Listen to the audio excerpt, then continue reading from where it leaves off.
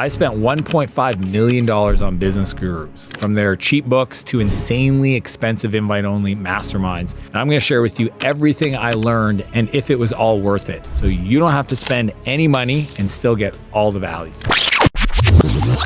Which brings us to my next investment, which was around $30,000 a year, and it was a group coaching program by a guy named Taki Moore. See, Taki is one of the coolest dudes around. He literally measures his life by the amount of days he doesn't have to wear shoes. And I first heard about him at an event called MMT, MastermindTalks, my buddy Jason Gaynard. He sat us together, and it was almost like brothers from another mother. As soon as he told me what he did and what I was struggling with, I was laughing because I just started coaching.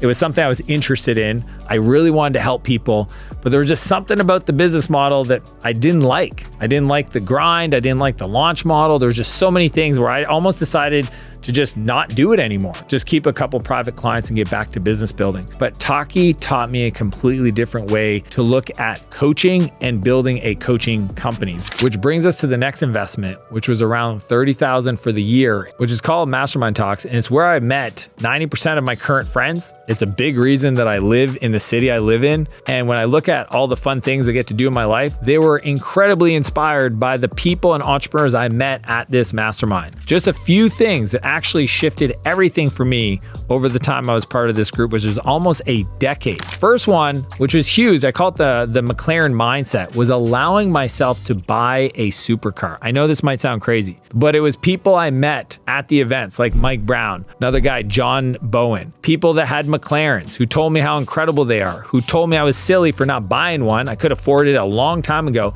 but I didn't want to give myself permission, which is just a small example of how our beliefs need to shift if we want to unlock another level of growth. The second one is I became a better dad to my kids. When I think of the incredible fathers and parents that I met at Mastermind Talk, guys like Jim Shields, Philip McKernan, who transformed everything for me. These people taught me how to show up better, not only in my marriage, so that I could be a better husband to my wife, but also communicating with my kids, understanding what it meant to create value so that my kids could learn how to fish themselves. Because I mean, anybody that's created wealth in their life, the last thing they want to do is raise entitled kids.